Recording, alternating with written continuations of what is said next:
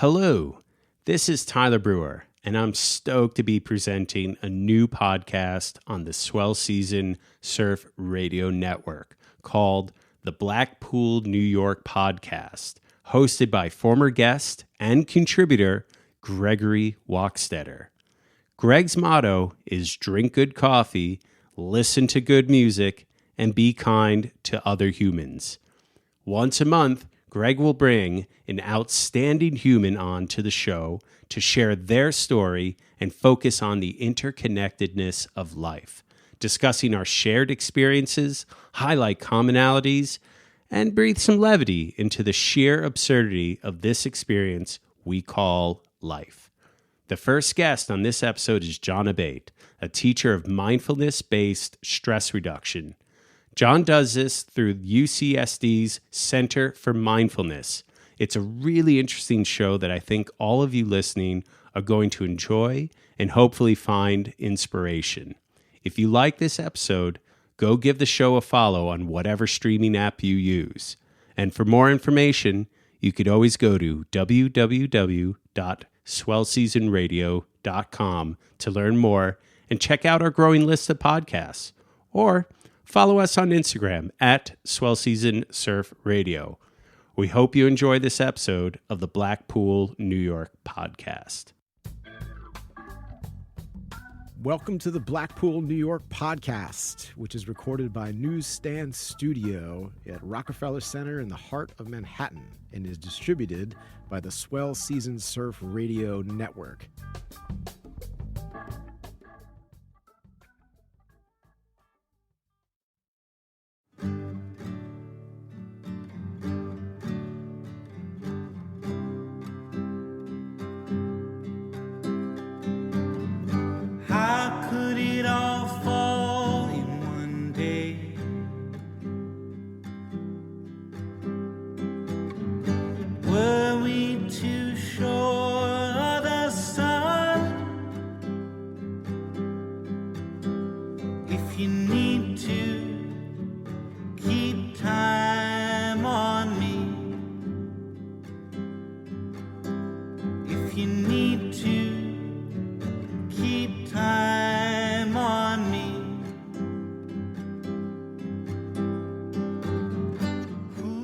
Hello, everyone, and welcome. My name is Greg Wachstetter, and I will be your host for this episode of the Blackpool, New York podcast.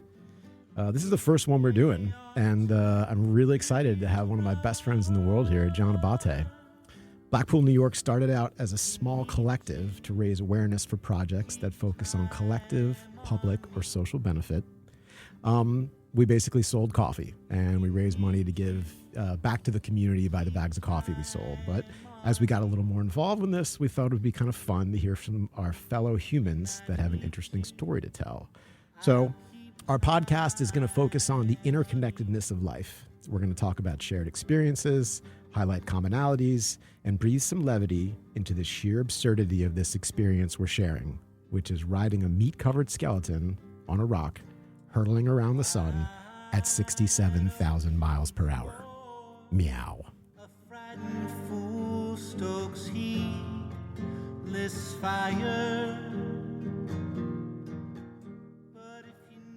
So once a month, we're going to have an outstanding human come on and share their story and talk about their experiences.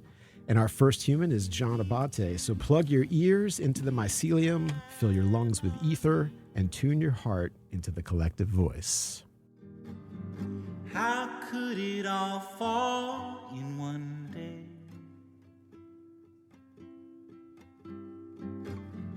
Were we too sure?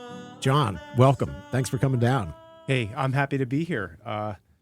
Outstanding human being. Apparently, I've made some impression on you. Thanks for having me on. A big impression. Yeah. A big one.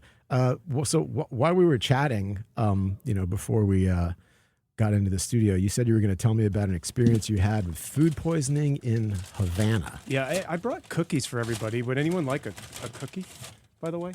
Would you guys like cookies? I'm okay on a okay. cookie, but you can have a cookie. What's that? You were going to tell us about an experience you had with food poisoning in Havana. I'm sorry, what? John's playing with me. You're definitely not getting that story today. Absolutely not. I don't know if this is the podcast for it. Well, let's talk about something else. You moved recently from California back to Connecticut, where you grew up. Mm-hmm. How's that going? Okay, so I came back to be closer to family this summer. So I grew up in Connecticut and been living out in California for the better part of, 22, 23 years. Mm-hmm. And so my father's been battling some health issues. And so it was really time for me to be back and be close. I had no plans of coming back. Just really it was about coming back and visiting. Mm-hmm. And there I stayed. It's been wonderful. I feel like I'm back home. That's amazing. So just to back up for a second, John and I know each other from college. We spent, I spent several years, 6.5, at Colorado State University. How many years were you there? You were on the long plan, my friend. Yeah. 4.5. Okay, so you made it out a little quicker than I did. Yeah, I think I did a half year in the mountains, and you did, a full year skiing? I was there for 2 years. Then I lived in Aspen for 1.5 years. Yeah. And then I went back and did summer school. And then I finally graduated with my degree in creative writing and my minor in Spanish, which is how I wound up in finance. There you are. But that's another story for you. So you left, went to Connecticut, went to Colorado, and then wound up in California. Yep. What were you doing in California? I left Colorado thinking, the East Coast was going to be it for me. And so I came back home. And that lasted about a summer. And then I followed out some of our mutual friends, some guys that we know that played in a band in Fort Collins, One Lump Sum, all of our good pals. Wow. And they had moved a bunch of those guys had moved to San Francisco. So I surfed their couch for, maybe too long. Mm. Yeah. And landed myself in a loft in the Mission. So, I wasn't ready to be back on the East Coast. It was like, I just wanted to expand and grow, and I felt like the West was the place to do it. I know, I get it. There's that whole California dreaming thing that sort of happens. I mean, so I grew up in a suburb outside of New York City, and all I could think about when I was growing up in that suburb was how cool would it be to live somewhere else. So when I got to Colorado, I told myself, I'm never moving back to the East Coast. I'm just going to keep going either further west or whatever. And I remember having this conversation with my parents, and they were just terrified that I was never going to move back. Yeah. And I mean, shit, I've been back for a long time. And, it's youth. It's like you're such a different version of yourself at 18, 19, 20, in my case, 22 or 23 than you are, when you're, a 17-year-old or an 18-year-old or even, I'm 49 now. You just keep changing. Yeah. So now, I mean, you're 49 years old. Now you're back in Connecticut. Yeah. It's just amazing how the universe puts you exactly where you're supposed to be. Yeah, that's what it feels like. When I was young, I wanted to get away. I just wanted to get away from small town life, and I had amazing experiences, and what do you think it is that drives us to want to get away from that which we know and feel so comfortable with? Well, I won't speak for myself here. This will be probably the only time tonight that I won't speak for myself, but I would say for many people, I think it's pain, trauma, story. For me, it was adventure. I wanted to do other things, that I wanted to get away and experience being in the mountains, living by the ocean, and it just drew me in. And it's an absolutely wonderful place to be,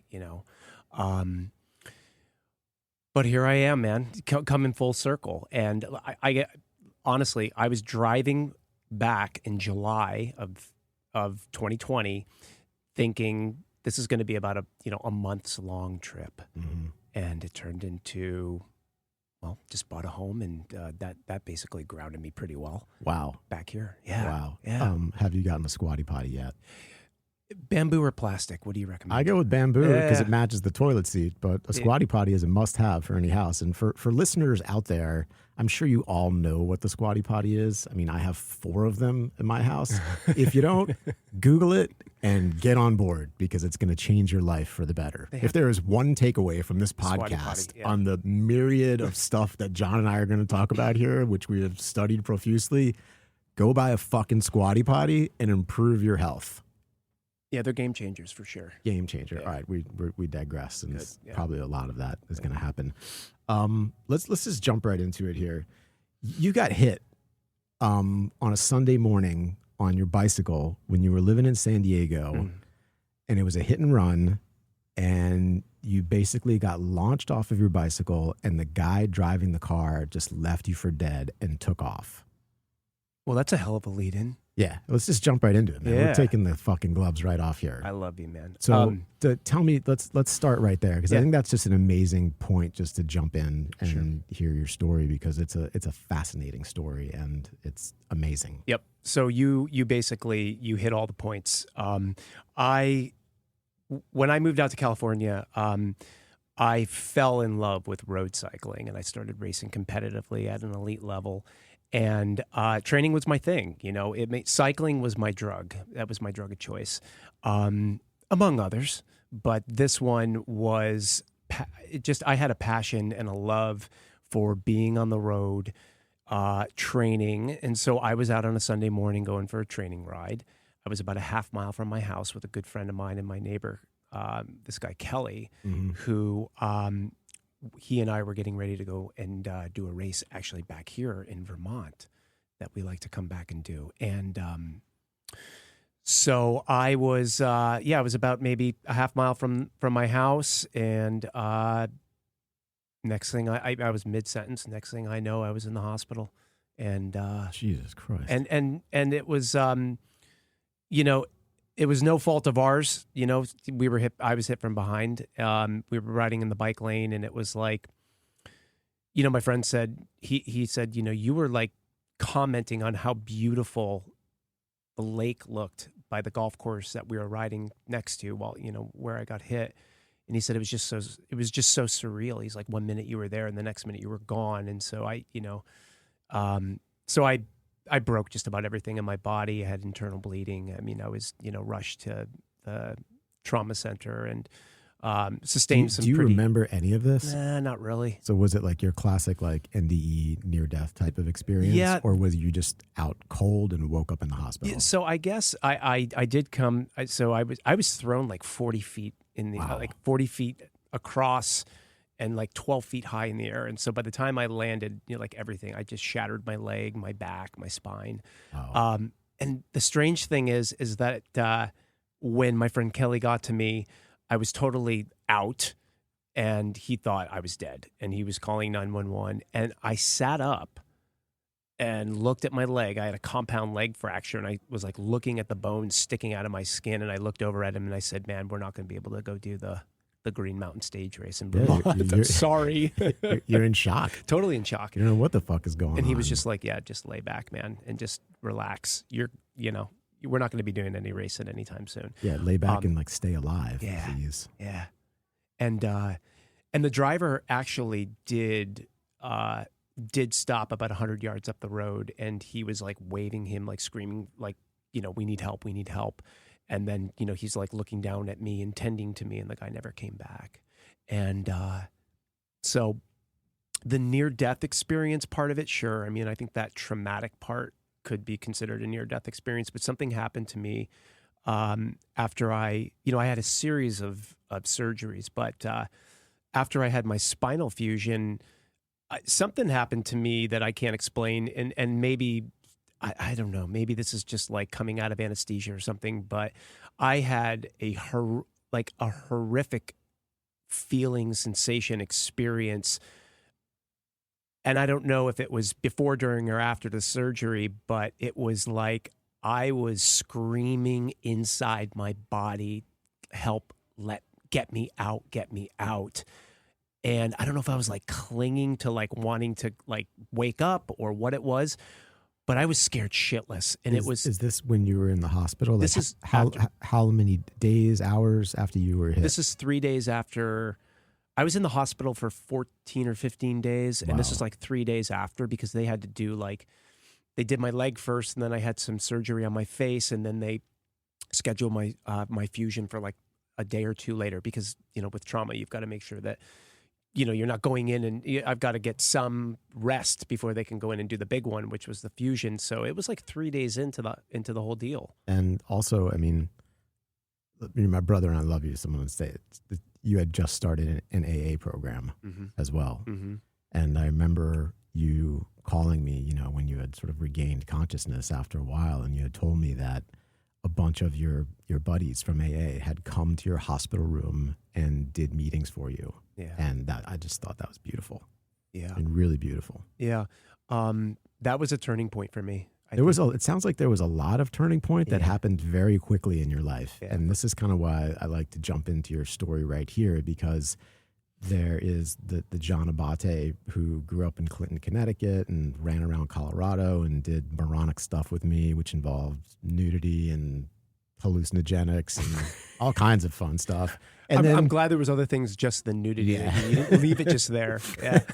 and made it to California, but I don't know. Karma has such like a definite and finite way of like putting you right the fuck where you need to be, exactly where you need to be, when you need to be there. And it can be something that is horrific and awful. You have to experience to become, or, you're always evolving into something, I think that's the word. But it's almost like the universe was like, John, we're going to fuck you up big time right now, and you're going to repair yourself. Yeah. And like the version of you now versus the version that I know, to go back to what we were talking about a minute ago, it's like you're the same person, but you are completely different. Yeah. Yeah. Well, talk about the experience after the spinal fusion. Yeah. So I just want to touch on one thing that you said. I don't want it to be mistaken that we need or must have something so traumatic in order for us to evolve, right? But God no. But for me, I don't think that this was ordained or predestined or anything like that. It just was what it was. And I could have taken so many different turns as to how I dealt with it and experienced it, right? So we can get into that. So yeah, the near-death experience for me felt, this feeling of dying on the gurney was so scary, real, and like when I came out of that, as you said, a day later, a group of guys came in to basically take a meeting to me. These were guys that I had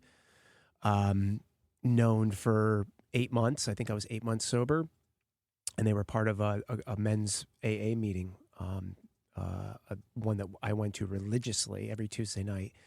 And I think that what happened next may have been from that experience of knowing that like I could have died or may have died. But I asked everybody there in the hospital room to just join hands and forgive the driver. Wow. Forgive the driver, right? Like there were guys talking about like, there's people out there looking for him and like rattling the sabers to like find this person. And I wanted nothing to do with it. Wow. It just didn't cross my mind. And it was more about like, I need to make sure that I'm free of this shit now. Well, prior to the accident happening was just the whole concept of forgiveness, something that you'd been toying with in your mind? Like, was it rattling around in the back somewhere, or was this just, it came out of nowhere? Yeah, I think that there was some of that through the program. The program, a 12-step program teaches you that. But, I was about 8 months in and, I had just started working with somebody and working the steps. I'm sure that had something to do with it, but I also don't know how, knowing me prior to my accident, I would have hung on to that and I would have wanted somebody's ass, Yeah, I know, man. It's like retribution and all of that. Yeah. So I talked about this with Tyler a couple of months ago. Some of you may have heard this, but I remember, you, John, took me to see a guy named Steve Krantz at the Kadampa Center, maybe 2 years after your accident.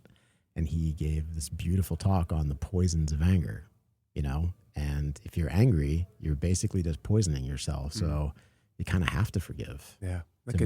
To let go of something. Yeah. And it's so hard to do. I had this conversation with, my kids around the dinner table last night. Like, does everyone deserve forgiveness? And it's a hard question to answer because there are some really evil people that have done some really rotten, disgusting, despicable things to other people. Like, can you forgive them? Yeah, it's paradoxical for sure. It's a hard question to answer. I like to think that the answer is yes. I like to be optimistic about that answer. Mm-hmm. But to be in a situation where you experience true evil done to you or others, one can only, wait and see. But for me, I wanted nothing other than to be free of any, anger or, just fear,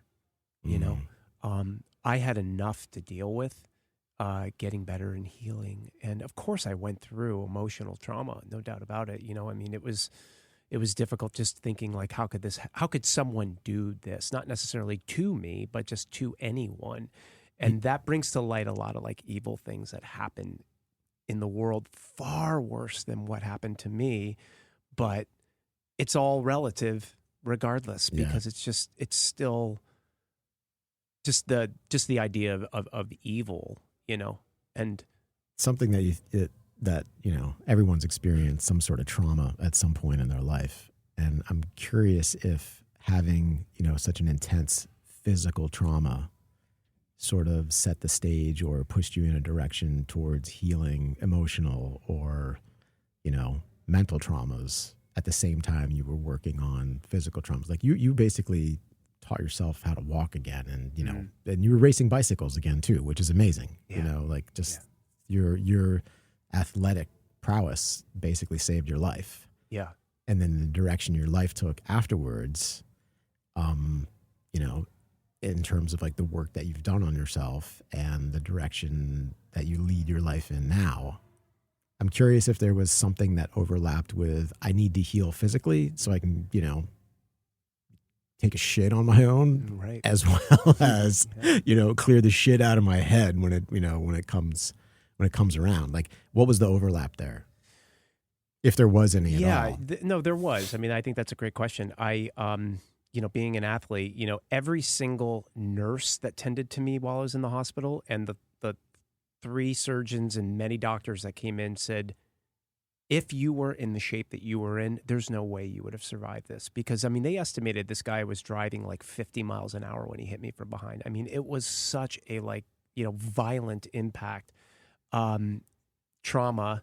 I think that there's something to be said about that alone, just taking care of this body, and I talk a lot in the work that I do today about the mind, but I cannot emphasize enough about having the body being there right along with it. So the overlap was there for me in my recovery because I knew that I wanted to do those things again. I wrote a list of the things that I wanted to do again, which was going backpacking and climbing and racing my bike again and stand-up paddleboarding and making that a priority. And so I did all of those things that I was supposed to do, the PT and the strength work and going and seeing the doctors. But then I was drawn deeply into healing from within also, and working on myself, my emotional self, my mind.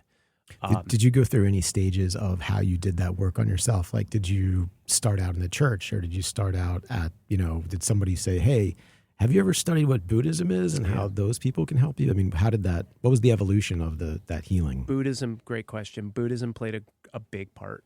And how did that, where did you discover it? How? I had a little bit of an intro to Buddhism in college in meditation, but I dropped it quickly. It just didn't land on me. I wasn't ready for it. I wasn't ready to receive.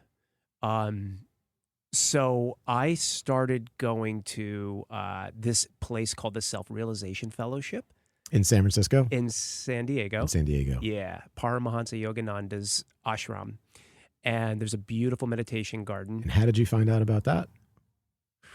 Just word of mouth? I have no idea. I don't even remember. Yeah, I mean, you know what? it's in town. It's in the same town that I lived in, but I knew of it, but I had no idea what was happening. It just looked like a big creepy temple, like Yeah, it's kind of one of those things where like it finds you. it found me. And all of a sudden you're like, wait a minute.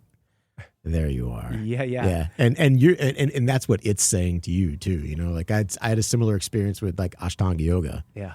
I wanted to try it, and the teacher that was like the amazing Ashtanga teacher's like, I'm not going to teach that guy. He's an asshole. And then they were like, no, teach him. And I just fell right into it. It was amazing. I love that the teacher sized you up like right on the spot, but I mean, I would say he's wrong in that sense. You're not an asshole, but you're definitely not primed for like an Ashtanga yoga. No, not at all. I don't Coming fit the mold at all for it. They're like, we don't need that guy in here. Yeah. He's insane. Yeah. Go do some CrossFit or something. Yeah, man. exactly. Yeah. And that's what I was doing at the time. Yeah. But it's like, it all comes back to like karma. Like the universe puts you exactly where you're supposed to be at all times. Like we are right here, we're right now. Like this is exactly what's supposed to be happening. And you have to trust that the universe has your best interests in mind, even though the vibes suck, something tragic happened, an insufferable loss. It all puts you on a path to go somewhere. Yeah. It sounds, and you are exactly spot on, but it sounds so cliche to say like, that the universe gives you exactly what you want, or karma, or all these things. It sounds a bit cliche until you actually become aware of it and you recognize that with everything that is beautiful and good in life, or super fucked up, man. You can't escape karma. So it's like, I was thinking about this. I was like, I know John and I are going to talk about karma. It's something we talk about all the time. So when I was in junior high school, as most junior high schools are, I went through this very demonic phase where I was into like vandalizing cars. Jesus. But nothing like, like really that crazy, like my buddies and I, we'd ride our BMX bikes to the 7-Eleven and we would buy like Hostess's pudding pies. Remember those things? Sure they do. were just disgusting. It was like this weird filled pastry with like pudding in it. It was just chemicals and gross, but they would smear so beautifully on like the on like the windshield of a car in the neighborhood. So, or we would just like go, not egging people, but like we would do just demonic stuff. Like we'd go to the 7-Eleven, I'd put an egg in the microwave and then leave. And anyone that knows, if you put an egg in the microwave without cracking it or something, it just explodes and makes a giant mess. And then like some poor man had to clean this up, and I'm just giggling like an idiotic 13-year-old who's just a complete asshole and like throwing pudding pies at cars and stuff and just all this nonsense. A couple of years ago, we had leased a station wagon with low-profile tires on it. Now, New York City streets, as most of you know that live here in New York City, it's like the streets of Kuala Lumpur out there, man. I mean, it is tough. So if you have low-profile tires on your car, I think in the 2 years that I had that car on the lease, I had 14 flat tires. 14 flat tires. It was like never ending. Like got to the point where we weren't even confident we could drive the car. We had so many flat tires. And then I leased, I actually bought a car. I bought a used Audi, and somebody fucking stole it out of the garage. Some guy walked into the garage in my building, got in the car, crashed it on the way out of the garage, and then just like took off. So talk about like karma. Yeah. So any 13-year-olds out there listening, don't be an asshole. Don't mess with cars. And don't throw pudding pies at cars or do anything vandalistic, because it'll come back and get you when you're older. It always does come back in some way, doesn't it? Always. Yeah, because Always. those kids, us kids, become adults, and then we start sounding like our parents. We start sounding like grandparents and things. So, the whole karmic circle. I think people hear that and just they either think it's bullshit or it's just some cliche way of like keeping yourself on the straight and narrow, whatever it takes. But, for me, what happened was exactly what my path was, because it did, to your point, it did lead to development and growth, evolution, And so I found Buddhism and I began studying, and I learned some techniques and to how to heal myself after my accident. Not the pain, not the injuries and things like that, but more from the perspective of the attachment to the story, because people were telling me, like... Dude, that's a big one right there. Attachment to that story. Huge. Like you could be that, you could be, hey, that's the guy that got hit on the bike. And you could be that guy forever. Yeah. But you're never going to race again. And this is, if you do, good luck. It's like you've got to, lots of fear, lots of fear. So, yeah. Yeah. So, there we go. Yeah, slight adjustment. Yeah, technical adjustment there. Well, this is your first podcast. Yeah, it is. Yeah. Yeah, I had to change my underwear really quickly for those of you that aren't in the studio right now talking about a technical adjustment. Was it like an egg in the microwave down there? So, what do you do now? Can you expand on the question a little bit more? So you're wearing a couple hats, right? So you've recovered from this traumatic accident in California. You've moved and you relocated yourself back to Connecticut. You're living in your hometown or close to your hometown where you grew up, and you've got this thing going on that is some people might know of, some people might not. But the initials are MBSR, which is Mindfulness Based Stress Reduction. Yep. And you have a certificate to be an instructor from San Diego University of San Diego. Yep. To teach MBSR. Can you tell us a little bit about that, please? Yeah, sure. So when I was laid up on the couch with not a lot to do, I started digging into mindfulness as a way of healing. And through my, just experience and understanding of Buddhism, I think that was like kind of what drew me to that. So I took this 8-week course at UCSD, University of California, San Diego at La Jolla, at their Center for Mindfulness and Integrative Studies, and it just took to me. It opened up something that was just beautiful. It was understanding, how to become aware of being in the present moment. So John Kabat-Zinn started this course, right? Yeah. For people that were suffering from PTSD.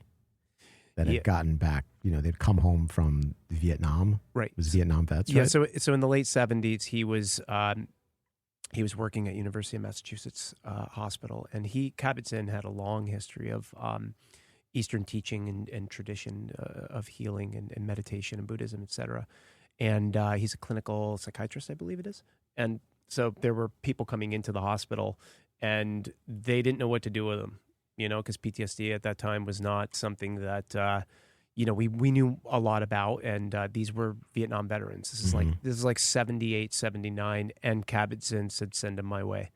Because he created a protocol, which turned out to be an 8-week course where people were coming in and seeing him. And, this isn't therapy. This isn't anything like that. This is really teaching people how to become mindful. And he said that mindfulness is our ability, an innate ability, each one of us has it, to become aware on purpose in the present moment without judgment.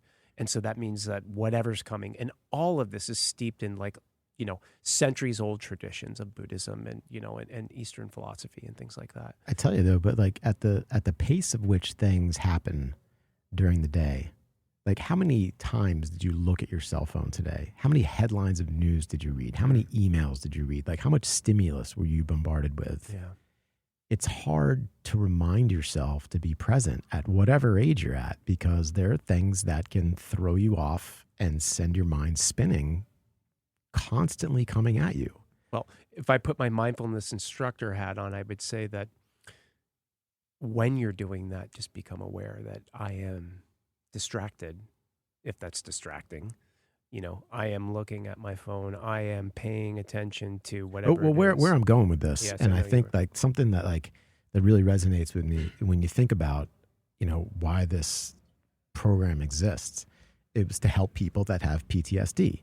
And I am in the camp that we all have some form of PTSD after the past 2 years that we just lived with, or 2.5 years, whatever it is now. I mean, everyone thought the fucking world was going to end because of this virus that may or may not have come out of some lab in China. And people got scared, and they viscerally experienced fear in a way that many people have never experienced in their own in their lives. Yeah. Just, is my way of life going to come tumbling down on me, and am I not safe? Is my family not safe? What's going to happen? I mean, this is like shit I see in the movie. I went to go buy toilet paper and there's none on the fucking aisles. You know, there's no baby food, there's no diapers. Like, people went and bought all the steak. Like, what is going on here? Right. It's scary. So those kinds of traumas that, you know, you that we've lived through over the past couple of years, it really prevents you from getting back into that mindful groove. So things are starting to get better, right? Yep. But people have suffered some trauma. So, I mean, like, I think like a book you recommended to me a while ago was it Michael Singer's book, The Untethered Soul? Yeah, it's a beautiful book. Beautiful book. In one of the chapters of the book, and it's actually my 17-year-old picked that book up the other day and just got into it, and just is like, you know, coming back to it and reading it, and he's like, Dad, check this out. Dad, check that out. I mean, it's just it's amazing. Michael Singer's book, Untethered Soul. Please read it, you know, sip it like you're drinking an espresso, because you can't read the whole thing from start to finish. But one of the things he says in there is that traumas or problems, or whatever you want to call them, there's a difference between releasing them and sweeping them under the carpet and just pretending they're not there. And I think a lot of us are at the point where the last 2 years just didn't happen, or it happened and we're like, I'll get over it. There's a difference between like releasing something that's traumatic and just getting over something, because when you get over it, it's still in there. Releasing it is a completely different experience when you really can viscerally just like let go of something, and how freeing it is. I think when you're in that mindful state, you're free of things that are deeply embedded in you, and you can really let go of things. Yeah. Yeah. Well, you come to what the Buddhists say to solve the suffering is coming to the root. So you come to that place of recognizing what it is. And what we teach is not necessarily that we have to solve it, because we are a society, a culture of problem solvers. It's not necessarily our job to solve things. It's just a matter of becoming aware of what's happening, and mindfulness, again, paying attention on purpose. So concentration, focus, and the modalities with which we learn that are things like meditation, mindful movement, mindful walking, things like this. Anyone that's ever gone on retreat is nodding their head right now, right? Like on like a proper meditation retreat. Yeah, but a lot of people haven't gone. Right. No, I'm just retreat, saying, right? so, but you don't have to go on a meditation retreat to do that. All you have to do is sit down and just become quiet. And as you do that and you pay attention, what comes up will surprise you. And to your point, it can be a lot of latent trauma, you know, like using COVID as an example. Sure, there's no steak and no toilet paper, but what about just the feeling of isolation for many people? Yeah. You know, we are a social creature, you know, we are. And so people that cannot go to work, I'll bet there were so many people that just hated going to the office their entire career until this whole thing came down, and then craved being around people. I mean, I know this for a fact. I know people that were like, I just want to get out of the house.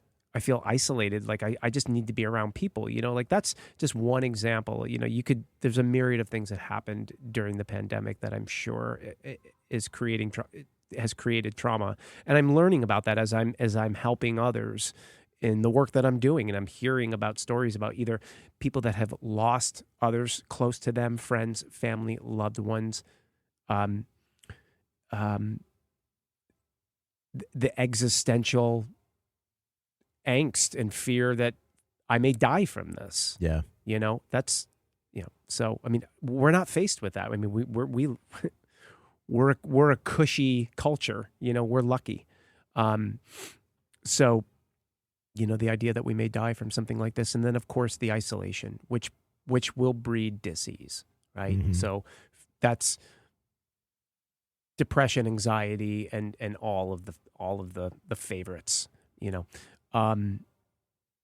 and so just tuning back into that. Yeah, it's amazing. And So feeling that. Yeah. And if you know me, I'm always talking about the mind is a stereo, and you can keep it tuned into whatever channel you want, and it's when you're in that nice state where you're present, where you're aware, you're listening to the stereo in your mind, and it's just like great music. Everything is great. And then something comes at you. It's like somebody throws a rock at your head and the dial just goes spinning and it's static.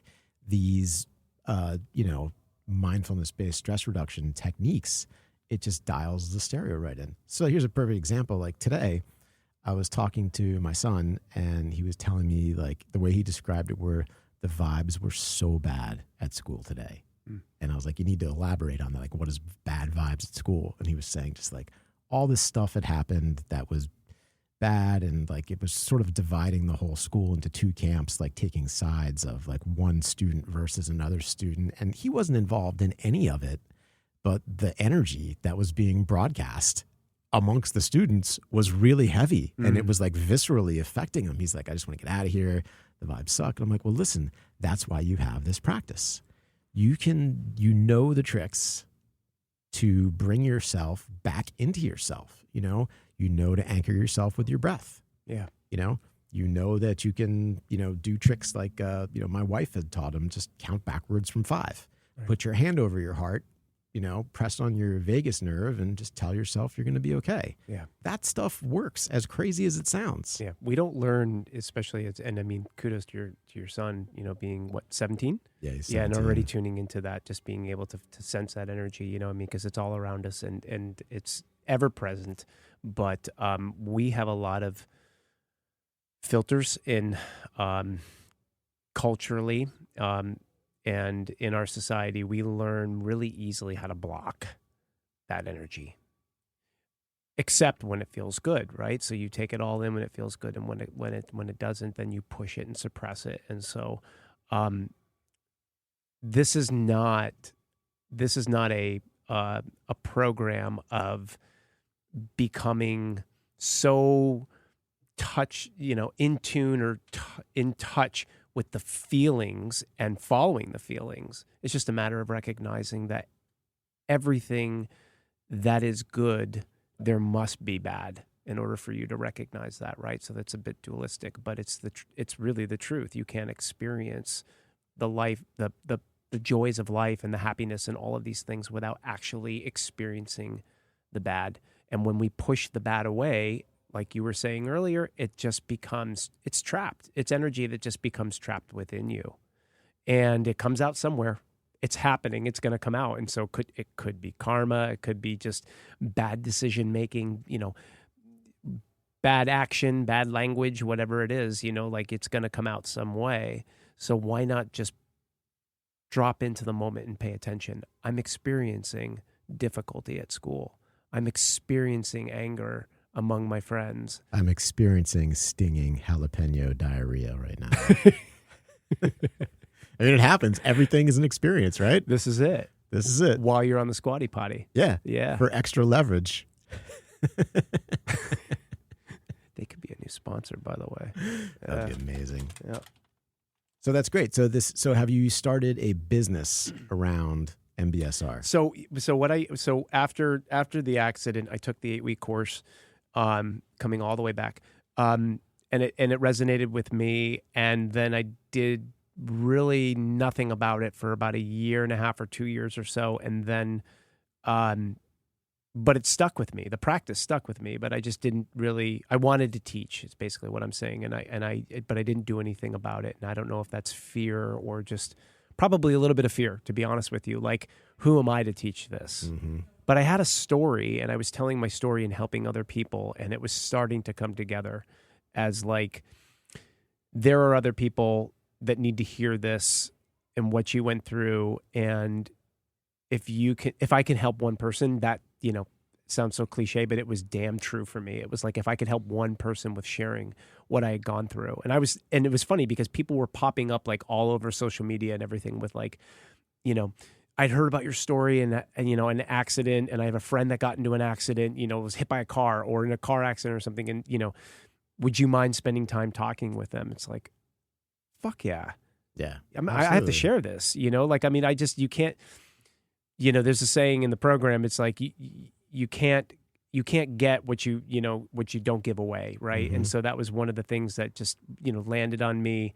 And so so fast forward, so I ended up taking that 8-week course, and I made the commitment after that, about a year and a half later, to go down the path to become a mindfulness-based stress reduction teacher.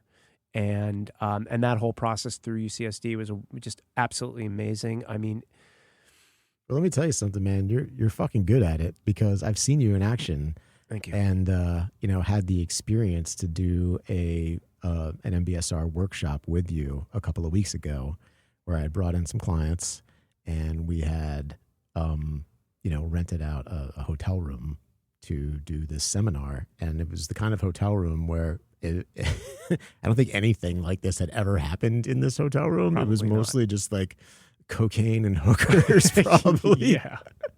But we're in there, and you definitely made an impact on the people in that room, and some of the guided meditations that you took us through are still things that I'm talking about with these guys. And it's just, it's more than one person that this is getting out to. And it's just very simple, basic stuff that changes people's lives. Yeah.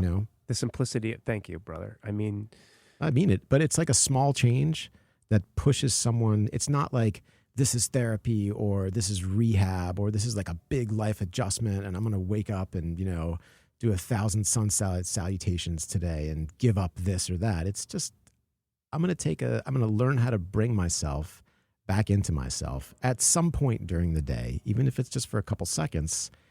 And it's like the butterfly effect. Yeah. You start craving, wanting to be there. Yep. And the more you're there, the better of a version of yourself that you become. Yeah, sure. You're not making irrational decisions. You're not becoming, too reactionary. Like, you're more pragmatic. You're really like in the moment. And then, like, as my kids would say, like that flow state. Right. But you fall out of it too. Like, it was awesome. Like last night, we were having dinner, and we were talking about politics, and it's hard to talk about politics, with a 12-year-old and a 17-year-old, because it's confusing, because it's like, it's hard. Like, everything changes every day. The news cycles are moving so fast, and, what you can do, what you can't do with like the masks and all this stuff like that. And the little guy who's, is 12 years old, he's like, he said, like, on the DL, like, I'm not even supposed to know this. He's like, low key, I don't want to fucking talk about this anymore. That's so great. But it's like the universe just like checks you, like, I love that. I got like whipped into this like hot lather where I'm like, and just the universe was like slap in the face. Your 12-year-old. Your 12-year-old was like, shut the fuck up. Yeah. Let's talk about something else, please. I love it. Yeah. And it's just, I love that. I got checked by him, but it's like indirectly, Yeah. Yeah. But that's how it happens. It's like these little things just dink. Yeah. Something came to me that when you were talking about, just like tuning back into yourself, and just the last thing on like experiencing pain, and, teaching ourselves to welcome it when it's there, not to bring it on, but fuck yeah. I mean, yes. welcome it when it's there, as you would a friend, just like you would with an enjoyable experience. And when you do that, it's surprising how brave you become.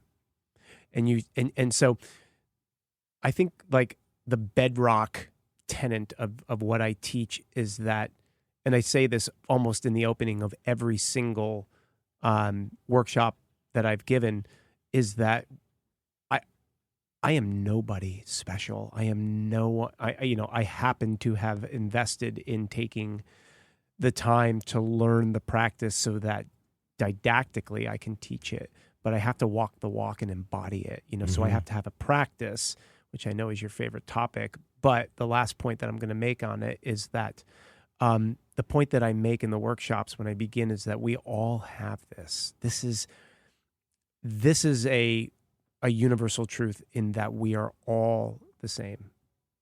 in the most basic way as like human beings. That's right. You know, and we have the tools. We have this.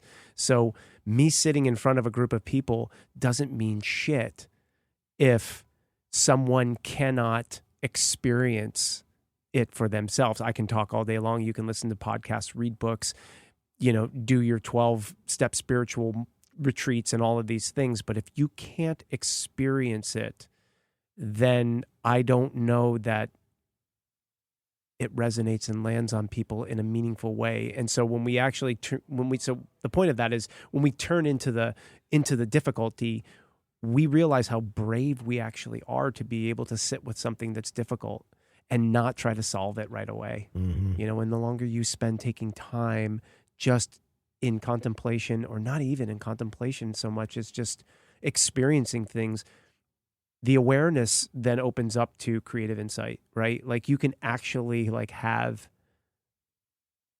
an answer or not, and not having an answer is just fine too. Or just, yeah, you get it. You become more accustomed to not responding. There you go. Reacting. Yeah, to reacting to Yep. it. So like for me, like I suffer from anxiety, you know, like I can have, like I've had panic attacks and just, it'll come out of nowhere. Like I'll be sitting on the fucking couch. It's a Sunday night and all of a sudden I'm just like, like why is my gut sinking? Like what's happening? What's going to happen in life that is going to be a challenge for me? And it's nothing. It's like, am I going to make it to the airport on time for the trip that I have 3 weeks from now? Like why? Yeah, right. That's giving me anxiety, but Yeah. that's what'll happen. You know, there's these weird triggers that happen because maybe my dad, you know, when the house we grew up in was like, you know, always panicked about getting the family to the airport on Right. time. Or Sunday nights, he just was dreading going to work, and you picked up that energy, and it was just like the next day, right? Exactly. So, but yeah. now when that comes, I'm just like, you know, that anxiety comes up and you're like, oh, there you are, motherfucker. I know who you are. Yeah. And I just breathe through it. And then I imagine it as something just so absurd what it is. And it just drifts away. Right. And I almost want to say that that relates to the entire spectrum of like anxiety or fear or whatever, anger, or, you know, all of these, like, you know, what we call dis-ease. But I'm not so certain that that's the case where, you know, sitting on the couch on a Sunday night thinking like I've got to go to work or I've got to travel in 3 weeks and like having a pang of anxiety versus like facing some, you know, like horrible disease or something like that, right? So you have to put that into perspective, and I have to pay attention to, you know, who I'm speaking to and what they're going through. Mm-hmm. However, the basic truth about that whole spectrum of the problems that we face, 99.9% of it is transient. And we know this. We know it's impermanent, you know, and you recognized it by breathing through it. And then all of a sudden you were onto something else and you were thinking about like everything is like impermanent. Espresso in the morning, Yeah, you know, or like nothing- getting excited about sitting on your squatty potty with an espresso in your hand. Nothing lasts. Yeah, exactly. Nothing lasts. Yeah. Right? The espresso in the squatty potty is like one of the most present moments I have during the day. Absolutely. But the thing is, like, the default mode network of your mind is always to flip back into that, what the fuck? You know, the fight or flight. Right. You know? Yeah. But you can undo that. You can catch that. And MBSR and the stuff that you teach that you're helping people learn right now, it helps you catch yourself before you go into that spiral of freaking out because there is some sort of traumatic event or some sort of trigger that's sort of getting you to spiral down that rabbit hole. Yeah. But it's not just, I don't sprinkle fairy dust on this shit, you know, like you have to practice. And when we do that, it actually like what's happening is, and the data's there for anyone that loves the data and looking at the science, this protocol that I'm teaching is, it's nothing new and nothing different. It's just an amalgamation of all of these different practices that you can actually do. And it doesn't matter which one you pick. All you're doing is simply tuning back in to this place of awareness. You call it your heart, your soul, not your mind, right? So dropping out from upstairs down into the heart, you know, or your soul or the universe or God or love. I don't care what you call it. it's innate within us, and that's the awareness or consciousness. And to be aware or conscious is simply like, okay, I'm thinking, like I'm trying to have a sit, like I'm trying to have a morning sit, and I'm just thinking, and it's like, fine, be with that, and come back to your breath, and it goes away, And so the more you do it, the more you practice, the neural pathways in your brain do start, like your brain's, like the neuroplasticity of your brain, it does have the ability to reshape itself in places that are, like you said, with the default mode network, it literally will turn off those parts of the brain when you're actually breathing and paying attention. There's so many exercises. It's insane. It's really cool. Yeah. So one of the ones that I like to do, which is fun, like I like to run. So I'll go running in the morning and I'll go over the Brooklyn Bridge or around like the Battery or something. And every person that I see, I say to myself, that's me. Every animal, every dog, every tree, like I'm that. And then when I'm thinking that way, there is no me. Like it evaporates. That whole concept of Greg Wachstetter just drifts off into the ether, and I'm the old lady with the New York Magazine tote bag, and the clogs, or that Jack Russell Terrier that's like shitting in the side of the sidewalk or anything.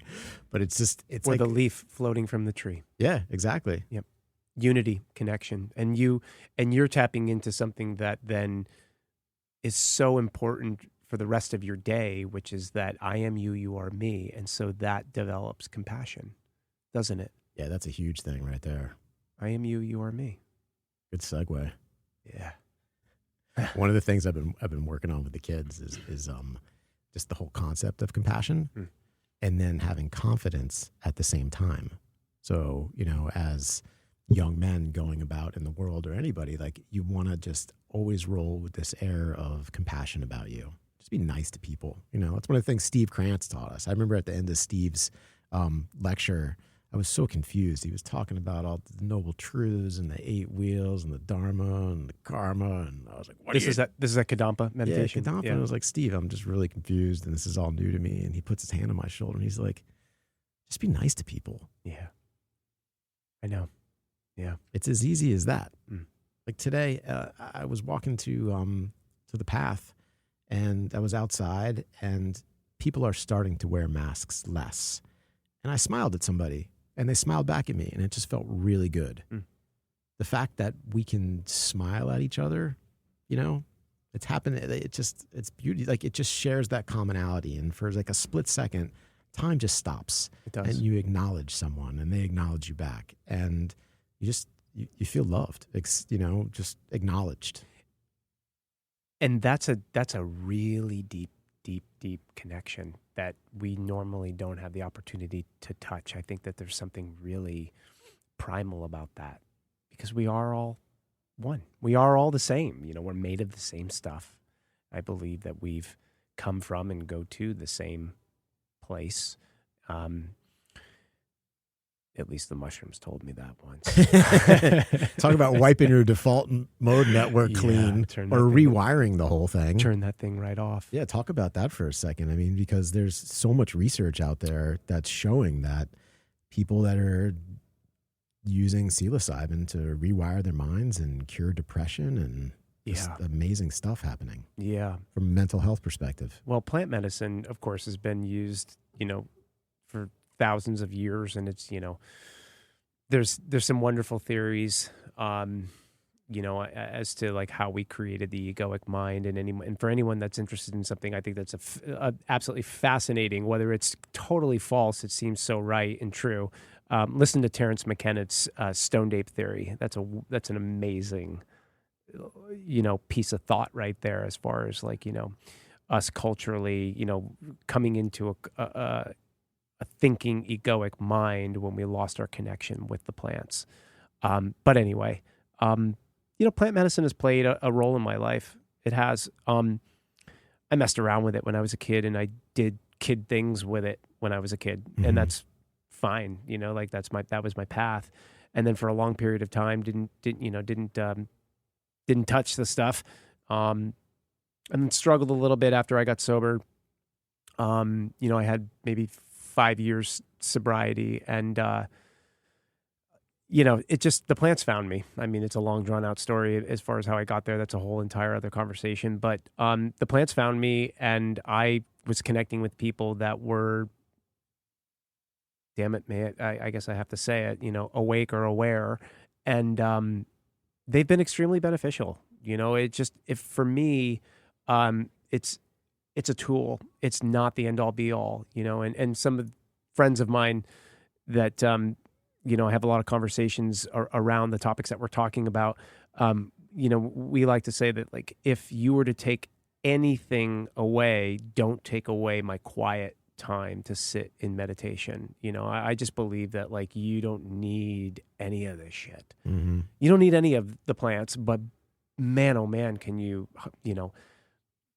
fast forward into hyperspace, some answers and truths that I think are unquestionably, undeniably, it just puts things in a perspective that I don't know you can get to without turning off the world for a long time. I love that the saying when they talk about the plants, they say it's 10 years of talk therapy in 5 hours. Mm-hmm. And it's amazing, the studies of what actually happens in your brain. That default mode network gets switched off, and it's almost like moguls on a ski run get built up and built up and built up because people are skiing the same lines on that mogul run, or it's like, a downhill skier, like these big ruts get carved into the snow, into the ice. The same thing is happening in your mind because you're thinking the same way, and you've been trained to think the same way, and you react to things the same way every day. It's like the plants are a Zamboni for your mind. I love that analogy. For all the hockey fans out there, let's go Rangers!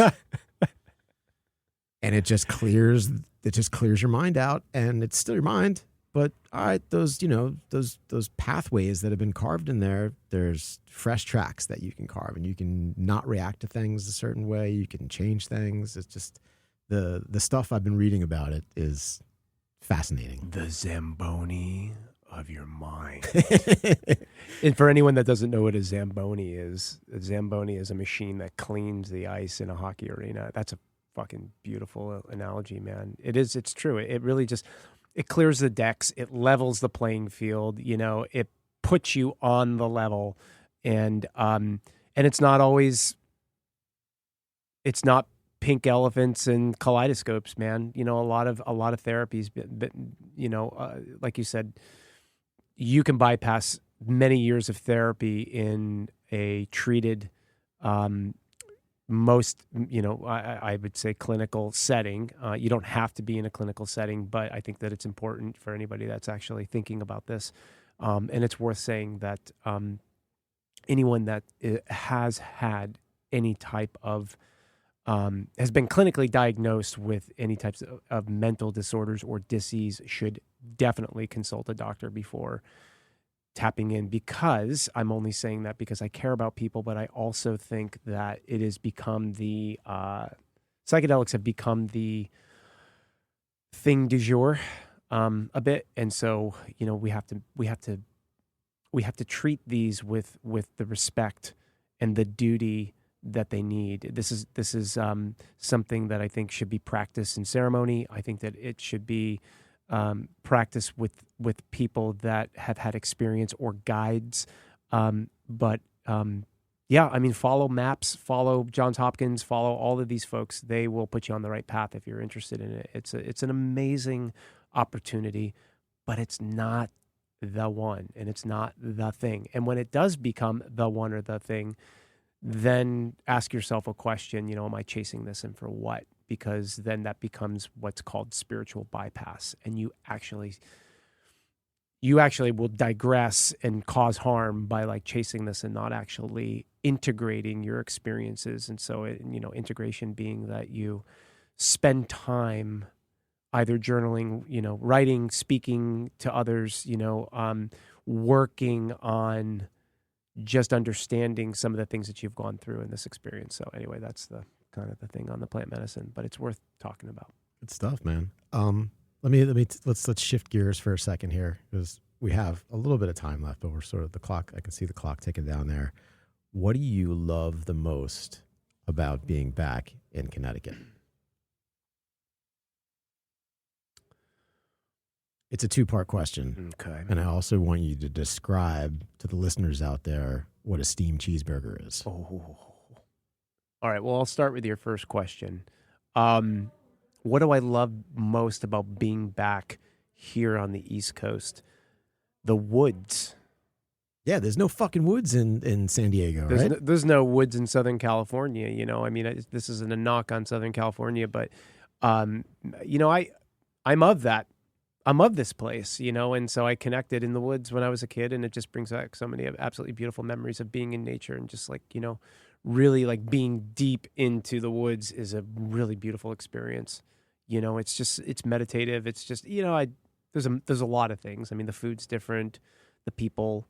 Being here in the city is just an absolute like mind-blowing experience. Like the energy here is incredible if you actually like tune into that station, like you said, like WWNYC, man. Like I'm tuned in, feeling the vibe and energy of 7 million people, you know, or whatever it is. And it's incredible, you know, like being back here. And it feels all really new. So if it wears off, then I'll tell you and move back, I guess. Yeah, You're not going anywhere, Abate. We're going to plug you back into WMYC. Yeah, man. Or WWCT, whatever that is. And you wanted to know about okay, so what like steamed cheeseburger is something that is only in Connecticut. Yeah, and there's a famous place in New Haven, Connecticut. There's a lot of famous food places in Connecticut, especially in New Haven. But this place called Louis Lunch, I think, has like the oldest restaurant. I don't know, like definitely in Connecticut, but like since like the 1930s.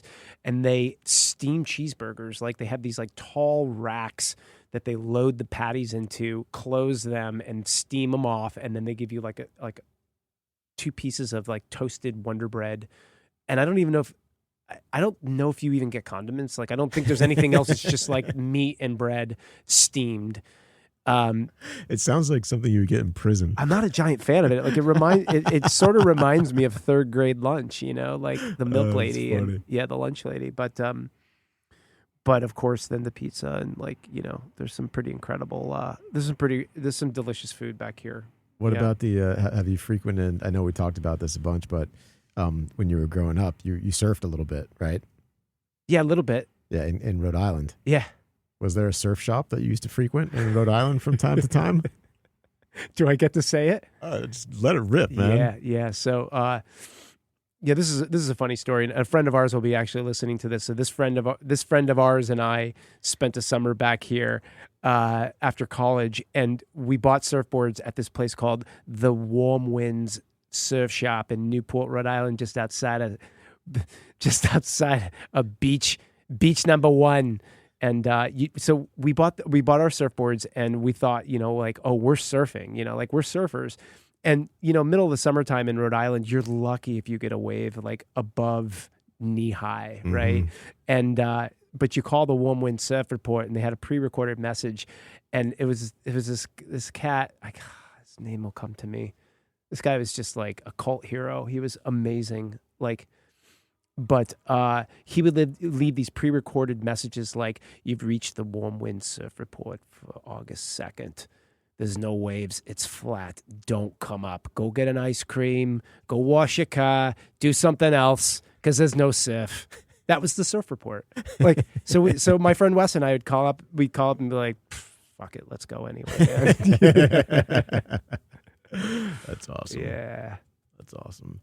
Is there anything that you really miss about California? Yeah, there's a ton, man. There's a ton of stuff there. I was gonna interrupt you earlier, and we were talking about something that I think is just worth just mentioning. But like anxiety, so I'm moving into this new home, and you know, I'm unpacking boxes and painting walls, and it's like a beautiful Saturday afternoon, and this just feeling of like sadness just came over me, you know? And I think that it was like a finality of like moving, you know, even though I love it here. Like, brother, I'm so absolutely stoked to be closer to you and so many people that I grew up with and know and love. Thank and you. my family's here. Well, I love you.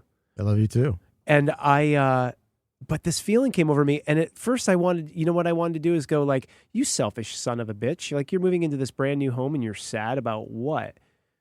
And that's the first thing we do. And then we push it away. But I know that I have a practice of recognizing perhaps there's some pain there, like perhaps this feeling of loss, like feeling of just, and so that's tuning into like what I'm feeling, and it passed.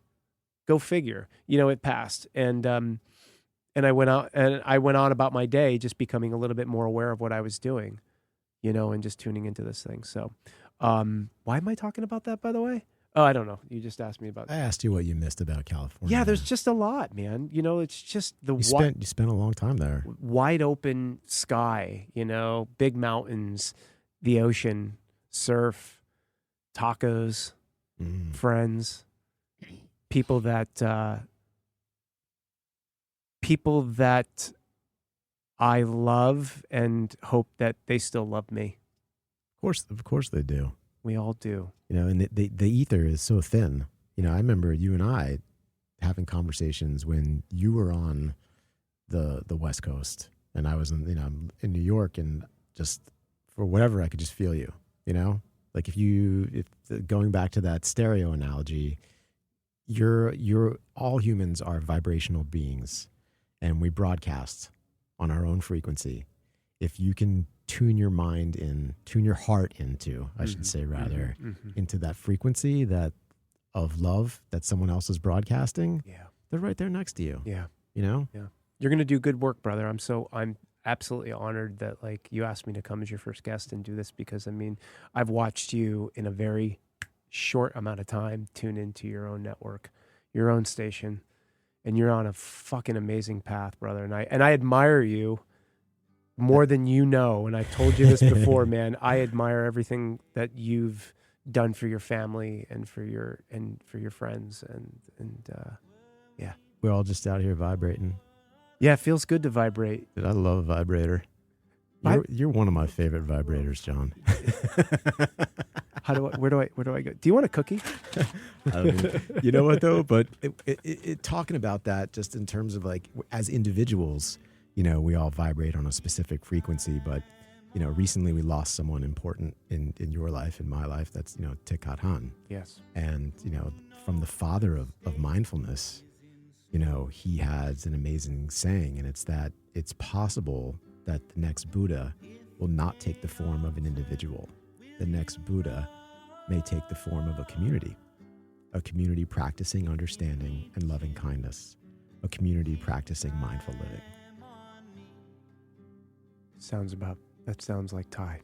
It's pretty cool, right? Yeah. Like I get chill when I read that. That is, and that's really what's needed. It's a collective consciousness that we needs get to be if we get raised. enough people living mindfully, we're all sort of tuning into that frequency. Yeah. And it's just, heavy love vibes, brother. Yeah, just try one thing. Just try to be kind to other people.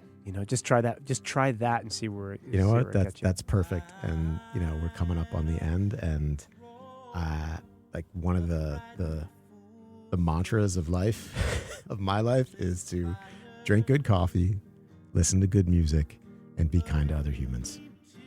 John, thank you so much for doing this. I love you, brother. I love you too. If you need to keep time on me, how could it all fall